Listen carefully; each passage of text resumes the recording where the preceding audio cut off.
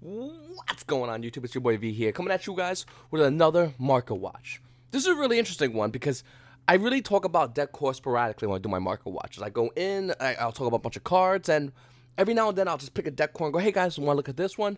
This video has not only deck cores in it and a lot of deck cores in it, these are banless deck cores. These are deck cores that have the possibility in the near future of actually being unlocked. Konami has like a big trend of coming out and unlocking random decks. We're seeing this happen a lot. Now, unfortunately, a lot of cards they unlock, for the most part, there's nothing in the meta. For the most part. I mean, obviously, there's a little here and there's, but for the most part, like, Evil Cyanide did nothing. Stratos did nothing. And these are the previous two cards that were supposed to, like, come out and, like, blow up the meta, and for the most part, didn't do much. But with Link Brain's pack cards, we are noticing that those cards actually kind of have a little more impact than this unlocks for the ban list. So I'm kind of combining both of these in this video. Real quickly, guys, I want to let you know if you want to check me out on Twitch. Twitch link down below. I just play random video games. All my links below, including the Patreon. I want to check that out below. And once again, please make sure to comment, like, and subscribe if you like this video. So, guys, Grandmaster 6 Samurais and 6 Samurais in general are getting a new Link monster. They got a lot, actually. Let's be honest. Like, they've gotten a lot in the past, what, 2 years, 3 years? Looking at it, we're seeing Grandmasters be, of course, be high for the Secret Rare. The OT is actually kind of lower than its market price, but that's for non-first editions. United is actually dirt cheap. All these 6 Samurai cards are pretty nice. I mean, I feel like when 6 Samurai cards are to the point where, like, they're just out of where I want to buy into them, but they're not too gone off. That's what I feel like. Like, Kizaru is $7. No one's buying this fucking card for $7. That's insane. A little fun fact came out in Spirit Warriors. We'll talk about that later. Looking at, like, Fuma, another card, it's almost $6. Once again, Yu-Gi-Oh! Players are not going to put this kind of money out for these cards. A lot of Yu-Gi-Oh! Players have Kakamushk, but there's some over here for about $3, Inishi, and so on and so forth. Like I said, a majority of Yu-Gi-Oh! Players most likely have a good core of 6 Samurais, minus some cards like, once again, those two cards I mentioned. Next, guys, talk about Invoked. So, in my opinion, in order for Invoked to be good, they need new cards. Yeah, they got hybrid with other decks. Yeah, they could join in with other decks, but it doesn't really do much. And looking at cards like Invoked Mechaba, who's only $9, it's not a bad buy. Yeah, it came out super rare, but if you want the original printing, it's right there for the first edition from Fusion of Forces. Invocation, another card, it's roughly around $10, and there is right there, you get the ulti. That's kind of doing a weird hover. I don't know about that. Someone commented in my other video, I think, about asking about ulti invocation. And I don't know, like, it's obviously going down in value, but, like it's going down. Do you buy it now, or do you let it go down more, or is there a chance it can come up?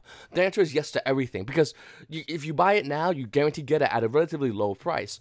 But if you wait, you can possibly get it at a lower price. But if any, and I mean any, if 1 or 2 new cards come out for Invoked, they're gonna be good. We know this already. Invoked really borders the line of being a good deck and being a deck that just can't be played in Yu-Gi-Oh! Unfortunately, I lean towards it can't be played right now because it doesn't have, like, a lot of new cards, but it can. It can get a lot of new cards in the future. Konami can absolutely, without a doubt, release 1 or 2 new cards that are even decent and make this deck see a tier 1 play again. And with that, ulti invocations are still going down in value. My opinion, I say wait. It's gonna go down lower in value, and what I'm gonna do, because I don't have this as well, I'm gonna wait for this card to go down in value. And once it goes down in value, then we could come back and reevaluate Invocation. That's what most likely I'm going to be doing in this channel, as well as personal. I'm not buying mines yet. Up next, Red Eye's Flame Metal Dragon, Ghost Rare. Okay, so listen, Ghost Rares are starting to go up in value in general. I'll probably do another market watch talking about that. But looking at Red Eye's Flame Metal Dragon, it's actually stabilizing, but look at the market price, $22. And then when you go to first edition, it's actually at $27. And the reason why this card's going so high in value is because Ghost Rares are getting harder and harder and harder and harder to find. I think Clash of Rebellions, if I'm not mistaken, was the last Ghost Rare set. I could be wrong, though. But looking at it, I think that Ghost Rare cards are just great investments. They always have been, but getting one first edition original print, first edition Ghost Rare, and having it in, like, a near mint, I should really say, is the best version. I think you should always have those. Put them to the side and hold them. The unlimiteds, get rid of them. That's what I do. That's literally what I did. I still have all my unlimited Ghost Rares, like about half of them, and I'm still getting rid of them over and over again. I just don't want them. They're useless to me. The first edition original prints are the highest value ones. Look at Stardust Dragon. It's easy. You know what? Let's look at it together. Let's just...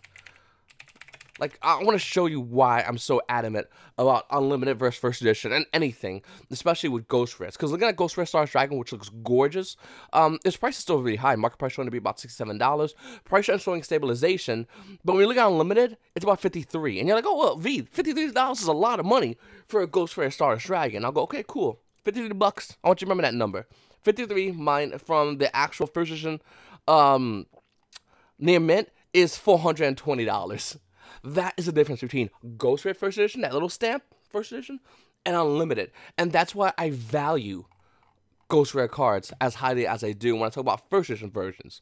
And Radius Flame Metal is going to get crazy high. All Ghost Rares are going to get crazy high. Whether Konami reprints them or not is to be seen. I would love if Konami release a statement.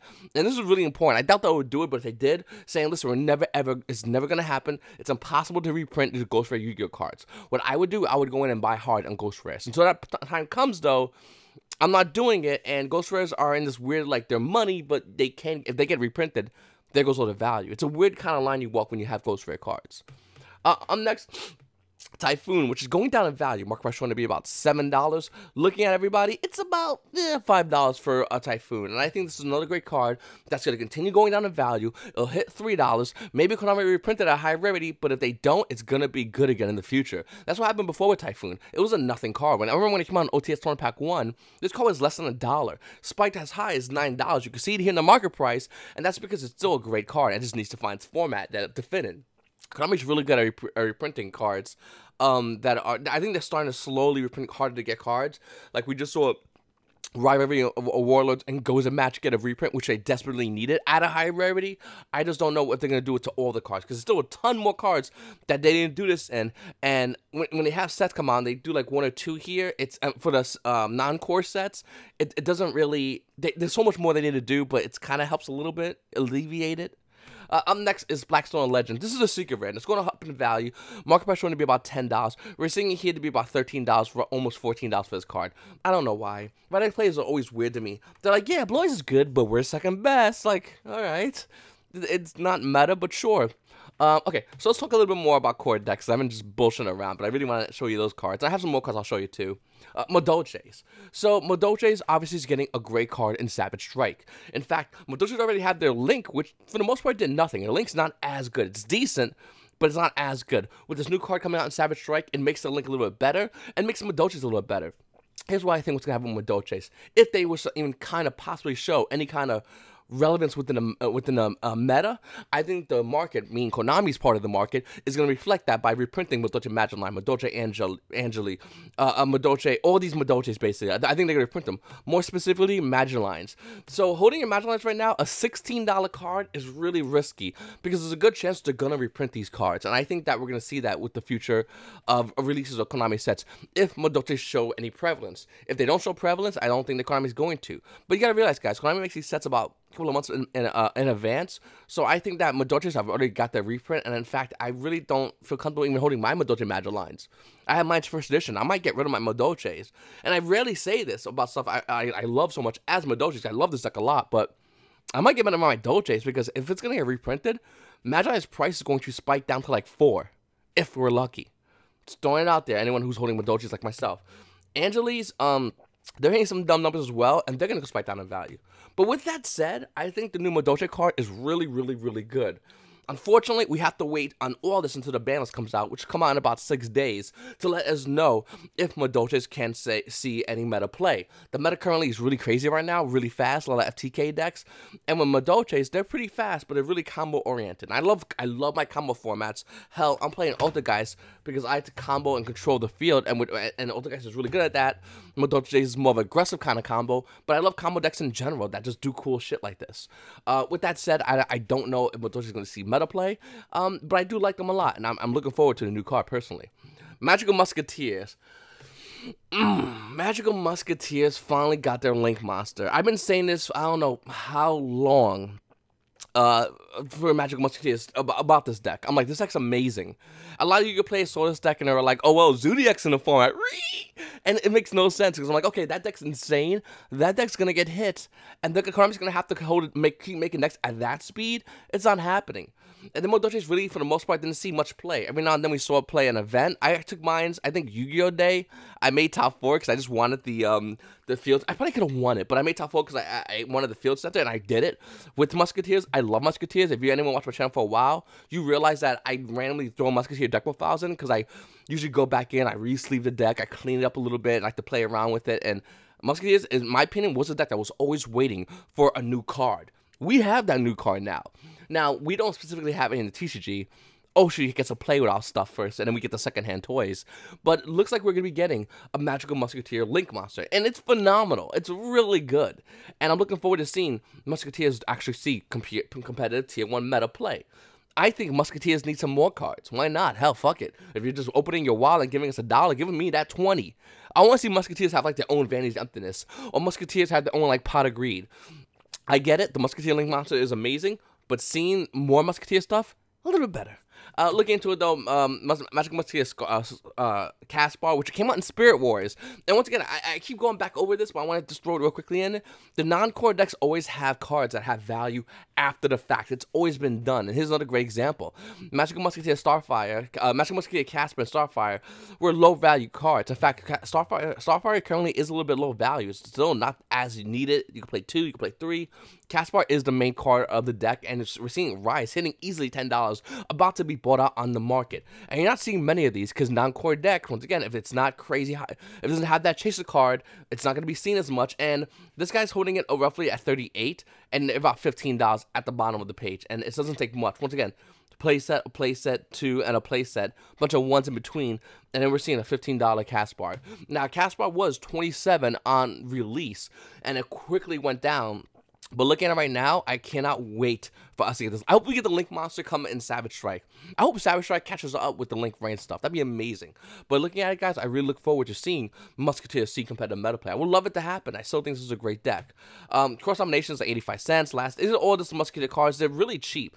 Don't go buy no deck core on like I was looking at eBay for like deck cores of Musketeers. They're like $60, $50. No, mad. This is 30. This you need 2 of. And these are dollar binder cards, if any. And YuGiOh players have these, so you can easily trade for these for playsets. Next up is Bujins. Now, I was right about Musketeers. I was right about Madolches. I'm just saying, I think Bujins can get a new Link Monster, and then we'll see what happens. Now, I don't know if it's going to show any relevance to the meta with any of these cards. I don't know. But what I do know is that just a news announcement of a new Link card for an old archetype like Bujins is going to make the cards go up in value. We're seeing Yamato, another card that was like 8, are now roughly around $12 for Yamatos. Only 12 prices left, by the way. We're looking at Amaterasu, a ghost rare that's dirt cheap that came out in Primal Origins. 1 second, let's go over here. For Unlimited, about 7s. First edition late plates are about $8. For Amaterasu, a ghost rare card. Remember when I talked about ghost rares a little while ago? Tsukiyumis, don't worry about that one. Boom, ultis. Ultis are like $3 for an ulti Tsukiyumi. Like, I'm just throwing it out there. Bujins are super cheap to the point where it's getting me nervous. This card's like $1.30. Like, it's insane how cheap this card is. And it's like the main card that the deck uses when it goes into its extra deck, minus the new Link Monster that I think it will eventually get. What I'm trying to say is Bujins are amazing, and they're highly underrated. And I think a lot of YuGiOh players are going to pass by this until a Link Monster comes out, and then Bujins is going to get bought out. Bujins are really easy to get bought out. Ulti Yamato came out only in Astral Pack 5, is the most easiest buyout target in the game of YuGiOh. Now, I could be wrong. It could be Link Reigns Pack 8, that Bujins finally gets something. But let's say I am wrong, and Bujins can come out in Link Reigns Pack 8. They're going to go up in value then. They're not going to go low in value. Like, YuGiOh players love Bujins. They came out during a weird time because we just got, like, E-Dragon, or, like, Dragon Rulers, and, like, all the silly shit in the meta, so they didn't see as much play, I think, as the game would have liked to see them play. But I think Bujins are still a great deck. Moving forward, Wind-ups. Now, Wind-ups still got some hits on the ban list, so we're going to have to see some unlocks on the ban list in order to see Wind-ups see play. But Wind-ups are yet another great deck, great archetype. They're also relatively cheap right now, where Rat's like $2, $3. Factories are like nothing. Like, all of this is pretty much cheap. And Photon Shockwave, Wind-up Rabbit, this card, another card, look at this in the price trends. Nobody's looking at wind-ups right now. $3 market price. Unlimited's about $2. First edition versions are about almost two to threes. Like, why is Rabbit not being looked at? Looking at the other version, it came out in the Advent Calendar Super Rare. And it came out super rare in the Megatins for like nothing. Nobody cares. And by the way, Advent Calendar, 20 on prices. Nobody, I mean, besides stores like this guy right here, nobody really cracked open Advent Calendars because there was just no money in Advent Calendars. It just is what it is. But looking at wind-ups and wind-up wrapping in general, I think they're highly underrated. They're really cheap right now, and nobody's looking at them. And this is why I'm talking about them, because eventually I think they're going to become good in the meta again. Konami loves bringing back these old cards. Now, once again, majority of cards they do bring back don't really do much in the game of Yu-Gi-Oh, but the market doesn't care. The market reflects the hype, the anticipation, and we'll see these cards go up in value. And this is what I want to do for you guys. I'm trying to show you guys this because you can get these cards at cheap, hype, sell for the hype, unless you want to keep, but most likely sell for the hype. And then after that happens, you just buy a deck like Strikers or whatever, a current tier deck. Hold that bad boy and rinse, wash, repeat. It's that simple. Looking at Inzector is another deck that I think is phenomenal. Inzector Swords, Caliber, Exostag, Exhibitor, all these are great cards, but I want to talk about Hornet. Hornet is like one of my favorite cards to talk about right now, because look at it in price trends, it's also going down in value. Look at the market price, it's also $3. Look at over here for unlimited first editions, first edition mints, they're $3 as well as the unlimited, which is $25. What I'm trying to say is, if Inzectors did come back today, fully unlocked, would you play them? If Inzectors was to come back, you know, with the new link card, as well as a full unlocked, do you think it would see meta play? Probably. But you know what would happen? These prices would, like a grenade thrown in a fucking school, go crazy. Caliber being a card, it was an ultimate rare, which is really hard to find. Exostag, ultimate rare, really hard to find. Exhibitor, another card that came out only in Order of Chaos as a secret rare, showing a price point of $2, really hard to find. Gigamantis Ultis, like, this is a beautiful deck. Astropack 1 Centerpiece, which is nothing, only 37 prices. This is another great deck core that a lot of you players are passing up because they're just doing whatever. I think this is another deck, and by the way, I'm just throwing it out there, I had all this stuff put to the side. And some extras. I'll be the first one to say it. So I have a vested interest if this goes up in value, but I also had a vested interest for Madolche's. I also had a vested interest for Magical Musketeer, and many people that watch my videos for a while also has a vested interest. One guy hit me up right now, 5 in the morning, talking to me about the new stuff that's coming out for Magical Muskets. I mean, what's the stupid name we got here in TCG? I don't know, Magical Muskets, Magic Bullets. Oh, Magic Bullets, no, Magic Bullets. Magic Bullets, Magical Muskets. I like Magic Bullets more. Anyway, so, like, obviously I have a vested interest, but at the same time, I think you might want to have a vested interest when you buy into these deck cores. This is something that I think that's going to happen. Konami's reprinting a lot of things. Now, here's where it gets crazy. Dragon Rulers, okay? I'm not saying Konami's going to let Dragon Rulers go to 3. That's crazy talk. Come on, don't be insane. 1, Japan got Tidal, or Tempest. I forgot which one. I always forget which one, Tidal or Tempest. But the Dragon Rulers, I mean, you don't have to go out and buy the tints. That's silly. Don't be crazy. But the Secret Rare Dragon Rulers are dirt cheap right now. They're like $2-3 each. Literally, all of them. $2 or $3 each. Look at the market price. Don't care about that. $2-3, and then you got the rares if you really want the rares. I have a place at each of the first edition rares and the secret rares because they both look fucking sexy. And I think if any of the Dragon Rulers was to come back into the meta of the TCG, it would be huge. It most likely is gonna, in my opinion, I think it would be Tempest, but it'd be really cool to see other decks get Dragon Rulers, like Redox, like Tidal, making them a little bit more, that much more better. Blaster, all these cards would really be a huge pump to our archetype, which for the most part isn't doing much. We're not seeing many wind decks in the meta. Pure wind decks, okay? We're not seeing many of a lot of these decks. I think unlocking one Dragon Ruler and then maybe another Dragon Ruler or maybe 2 of this Dragon Ruler would be really cool to see it happen, and that would also reflect in the market. Up next, we'll talk about Shaddolls. I'm not gonna be on this too long, but Shaddolls would be a fucking. I love Shaddolls, and I don't want one construct. Let's come on. I think we're beyond one construct. I want 3. No errata. This is full dicks whooped out, boys. Look at the other Shaddoll cards. They're relatively inexpensive.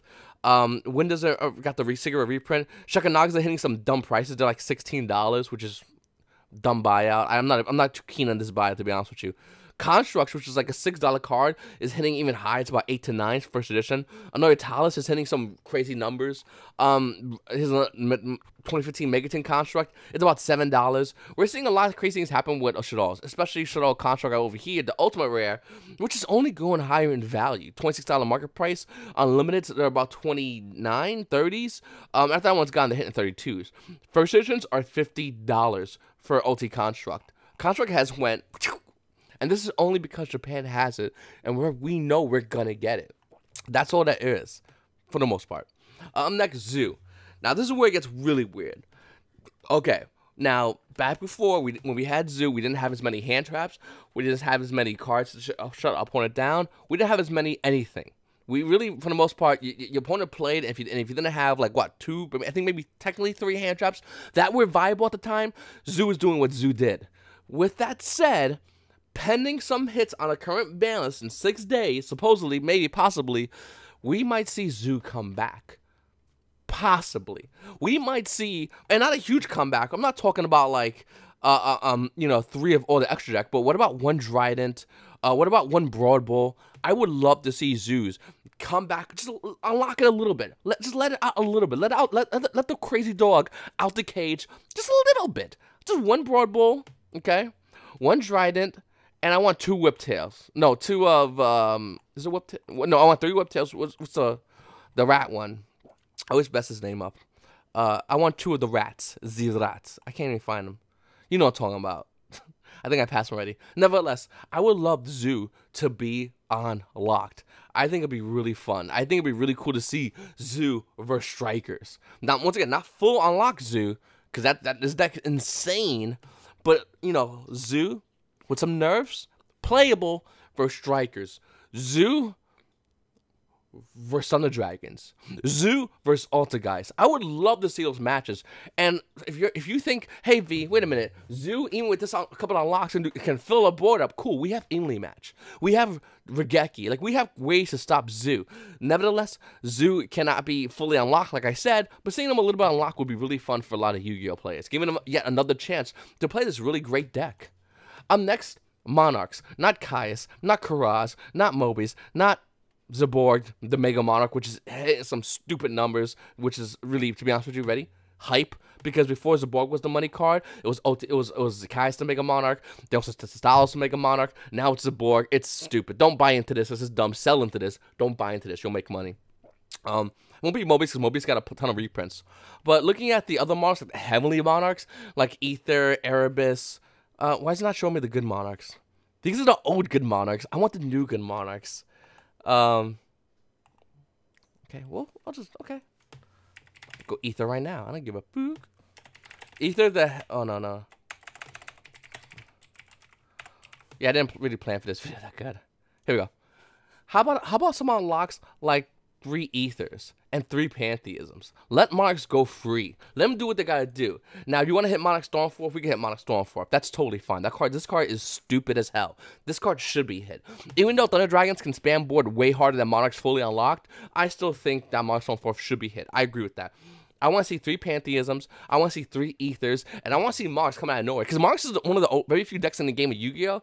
That could go like Majesty's Fiend, Vanity's Fiend, eat my balls. I want to see that happen. Don't you guys? Like, I'm dead serious. Like, you're playing as Strikers and you're like, cool, Vanity's Fiend. Have fun doing nothing.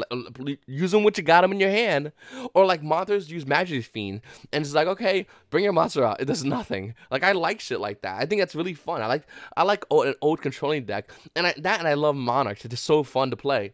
And I would love to, once again, to see a lot of Yu-Gi-Oh! Players going back and playing Monarchs. Hell, and from Konami's standpoint, they could reprint a set of Monarch cards in higher rarity. Yu-Gi-Oh! Players will buy them. I will. I know a lot of you guys will as well. So I can easily see this deck come out and see him play again. Obviously, we'll not see Tier 0 play like it saw in the past, but it's definitely a fun deck to play. I don't think Konami would fully unlock it because of their field spell, to be honest with you, but I am hopeful. Up next, Ritual Beast. Now, with the new time ruling, this deck is really... With the new time ruling, this deck is really weird because Ulti Cannonhawk can help you stall the field with Ritual Beast. You can really stall for days with Ritual Beast. With that said, I would love to see Ulti Cannonhawk come back because if that's the case, if you're playing Ritual Beast, and you do any kind of damage to the deck, they have to do a little dance, and you're like, cool, do your dance. You got 2 minutes left. And it really puts the deck on a bit of a defensive standpoint.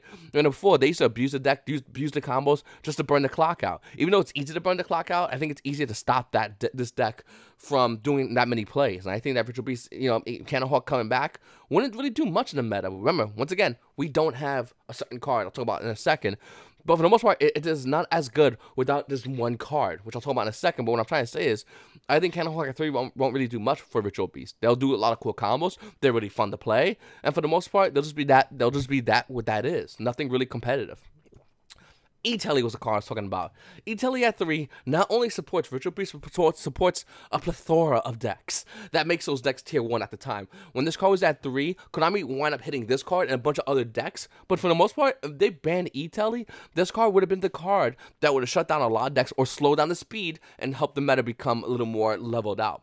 With that said, I think E-Tele, if it was to come back, would be some crazy. When Konami doesn't learn their lesson through the Emergency Teleport, this card should be banned. It really should be. But since they don't learn their lesson, let's just look at it, okay? Looking at the market price is about $11. Light play trying to be about $10. First edition E-Teles are a little bit harder to find. They're going to be about $18 to almost $19 for a first edition E-Tele. You need to get 3 of these. Well, not now, obviously. I think the market's really dried up on E-Teles. I think they're really good trade bait. Go to locals, you'll get great trades for this card. Or go, trying to get this card. Or maybe a store might not have it at its current high price point. But I think E-Tele is a phenomenal card. Retaliating is another card that a lot of Yu-Gi-Oh players forgot about because everyone used this just when Maxi was around. During I Play's turn, when you put an activate a spell card that includes special summoning a monster, you can special summon this card from your hand. It's special summon while this card fits up in the field. Any card that's sent to the graveyard is banished. If this card sent from the field to the graveyard, you can add an Earth Insect type monster with 1500 or less attack. Basically, that was the add Maxi card. Now, Maxi is currently banned. What if Maxi came back to 1? Do you think Retaliating C would come back? How long would you think it would take Yu-Gi-Oh players to realize Retaliating C is good and for this card to come back?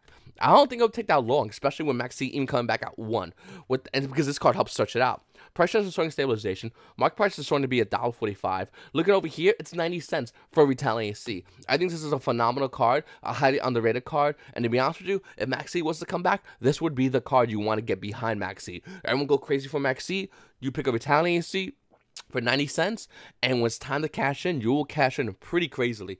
Also, a little fun fact, Retaliating C is a good card. We like Maxi, another great card. What if there's a new Maxi coming on the horizon? What if there was a new Maxi that was like stop your opponent, whenever time your opponent adds or searches, it basically shared ride Maxi version, and you just drew cards. Would you think that would be good? Would you guys like that? Would that be a new controlling card of the meta? Pretty interesting. Up next, guys, Infernities. Now, Infernities need a Link monster that says, banish your hand and play from your banish pile. Like, that's all they need. I've been saying it for years, literally forever. I've been saying it when it was an XYZ monster. I've been saying it when, like, it was a Pendulum monster. And I'll say it right now with the Link monster. They just need a Link monster. 0 attack, 0 defense. Who gives a shit? You're gonna fucking murder your opponent. All it says is, alright, either banish your hand or draw out your hand till you have 5 cards and then banish that hand. And then you could, and then that's it. That's all it needs to say. That's all. That's it. Doesn't need to say anything else. You play with your banish pile. Period. At the end of that sentence. That would be so fucking busted and so fun to play with. Because a lot of Yu-Gi-Oh players, whenever you tell them about this, they're like, "Oh, that's trash." You're like, "Really, guy, bro? The plays you could do if you had that with Infernities would be just out of this world." But anyway, I think that'd be really cool if they had that. I have the whole deck core put to the side.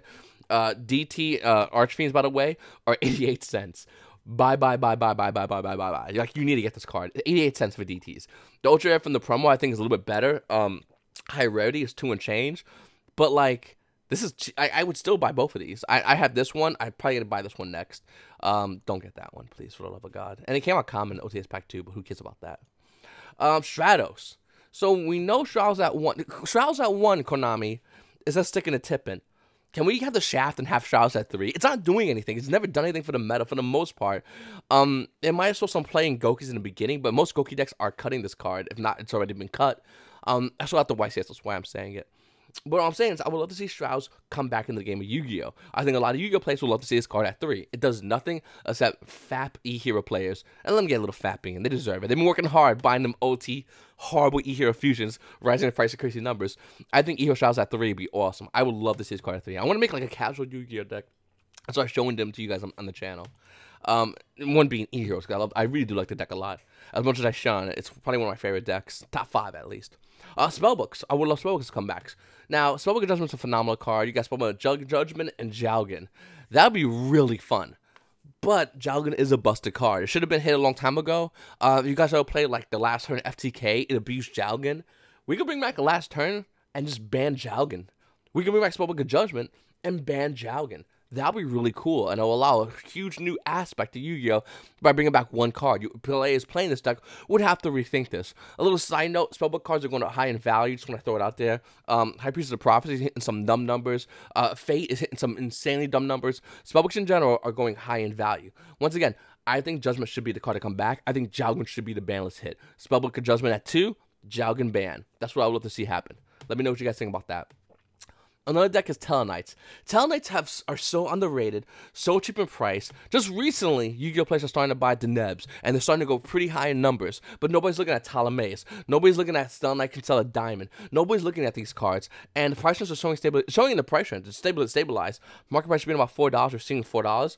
First edition is literally, what, 17 cents difference from Unlimited? That's how you know nobody's looking at this card. And I think Tellarknights are amazing. I think Tellarknights in the Link Monster, and they're going to see meta play. So I would highly recommend you go out and get your Tellarknight stuff and put it aside. It's highly cheap. The Neb, or one of the Tellarknight extra deck monsters, I forgot already, comes out Ghost Rare. Oh, Delta Rose comes out Ghost Rare. Buy that bad boy up. I'm trying to remember what did he come out in. Duelist Alliance goes rare, and he's cheap as hell too. Unlimited's about $5. First editions are probably gonna be the one that's gonna cost you a couple of dollars. Oh, $8 first edition, the Nebs. Buy your. I don't have this myself. I need to find these. The only problem about Duelist Alliance Ghost Rares, I always felt like, if you go look at anyone's Nebs, if you look at the Ghost Rares, and Ghost Rares in general, but definitely Duelist Alliance, I don't know why, but it's like the poster child for just shitty printing. Delta Rose Ghost Rares are easy. Like, you can look at a picture and you can see right over here, right there, and stuff like that, right here. They're easy to scratch. You can just put your finger over it like that, and it'll scratch. I don't know why it's like that, but still want to get your Delta Roses. All right. Also, True King and Saga and the Disaster does nothing in the Yu-Gi-Oh! Meta. Dino players need some love. Where's my Dino player love? I think True King and Saga and the Disaster is a card that should not have been hit by the ban list. And I think this card should absolutely come back. It's dirt cheapest price. It only came out in 2017 Megatint and then Raging Tempest. And I think this card's really good. I think this card will allow Dino players to have a card. I think a lot of other Yu-Gi-Oh! Players that want to promote the Earth archetype or whatever in general to do cool things. Also, this kind of reminds me of like the Dragon Ruler version. And it'd be cool. Konami unlock this card even at 2, we'll say, and unlocked Redox at 1, and have these in the deck would be so much fun. I think, and once again, I don't know if it's going to be enough to make the deck tier 1. Maybe it would be, but it'd still be cool to see. But I think it won't be. I think the deck will not be competitive, but it'll be like 1.5. We'll see it every regionals, but it won't be as much. And that'd be really cool to see. Next, Masterpiece. I was thinking about this before. I'm like, what can we do for Dracos to make them good? And the answer is, I don't know. Like, if I'm gonna be honest, I really don't know what can we do to make this deck good. I think Masterpiece at 1 is fine. I'm on that vote that thinks this deck Masterpiece at 1 is really okay. I think the other unlocks to Dracos. I think Draco should have 3 True King's Return, 3 everything, and 1 Masterpiece, because I think the Yu-Gi-Oh! Meta is gonna go so crazy fast that I'm not sure if this deck can even keep up. And also, we have a lot of ways to stop this. And I think with release of Savage Strike as well as newest sets, we'll have a lot more ways to stop Dracos. So I would love to see Masterpiece be more unlocked, to be honest with you. This card going to 1. As far as new Link cards, no. I don't know. I just look at this card. I'm like, this card's kind of. I mean, price is showing that stabilizing. It went down a little bit. It's like $4. First is about 4 as well, $5. I don't know. It's a pretty decent investment. This is definitely long term though. And the last card is Pendulum Soldiers, Pendulum Evolution. Listen, I have my Pendulum deck here. I have about 3 to 4 Proxies, but I'm probably gonna be showing you this Pendulum deck soon. By the way, if you notice, this is a Kaiba Court deck box. I don't mess around when I have it. I have my Ultimate Guard for my main deck, and Kaiba Court for my side deck. I feel like every Yu-Gi-Oh! Meta, you should do this if you're like competitive Yu-Gi-Oh! Player. Have your main competitive deck that you're ready to go to regionals with, OYCS, and have a deck that you can do side events that is still good. My pick is Pendulums. I have all these other decks at my disposal. I love Pendulum. I think this is a great deck. I'll probably show you guys my deck profile coming up later on today or tomorrow or whatnot. But I think this is a phenomenal deck, and I really think you guys should check it out. It's highly inexpensive, and it's amazing what it can do. And a lot of Yu-Gi-Oh players underestimate this, but we're starting to see a lot of Yu-Gi-Oh players that do play Pendulums just take their free invites, take their free events, just because the deck is so cheap and it plays so well. Anyway, going back to Astrograph Sorcerer, I would love to see this card unlocked. I'm biased. I just want to see it unlocked because I love Yu-Gi-Oh. Just for a second, I thought I broke my deck box. I would love to see this card unlocked. I'm biased. I just want to see Pendulum C play again. Not know Pendulum FTK, even though I did play that last format and it was fucking amazing. Just shitting on people with FTK deck. Not because of MTK, but because I just like Pendulum in general. I think Pendulum are really fun to play, and I think that I would love to see this deck see more competitive play. I'd love to see this deck take more top spots. It's kind of hard to do because we're seeing Burning Abyss and Pendulums do that. Burning Abyss has a Link Monster, and they're not even getting it yet here in the TCG. So if we get a Link Monster in TCG for Burning Abyss players, we're going to take more spots. And I think with Astrograph Sorcerer, I think we would take more spots as well. I absolutely would think that. But it's fun. Let's do it. Why not? I think it's great. I think it's healthy to see decks like Pendulum Magicians. Which, by the way, this is a game mechanic deck. Like when they release Pendulums, this is the best what we have from Pendulums. Links have their own best of, but I don't think Konami's done with Pendulums. So I think if you are a Pendulum player, you easily know that Konami's not going to ditch a game mechanic that they created. I think Konami's going to go back and do more and more and more. So anyone playing Pendulums got to realize, or anyone not playing Pendulums has to realize, that this deck is going to see play in the future. Whether it's this version or a new version with 1 or 2 new cards, this is going to be the deck as well, because it's a game mechanic. Just like Xyz, Links, Fusions, Synchros, I think they'll have their own decks that will eventually see meta play in the future, and I think Pendulums is definitely one of those. Anyway, guys, I really appreciate you guys watching my videos. Thank you so much. Once again, please make sure to hit the comment, the like, the subscribe. I read every single one of your comments. If I don't get to reply now, I'm sorry, but I do read every single one of your comments, and I do appreciate it. It's your boy V, guys. Have a great day.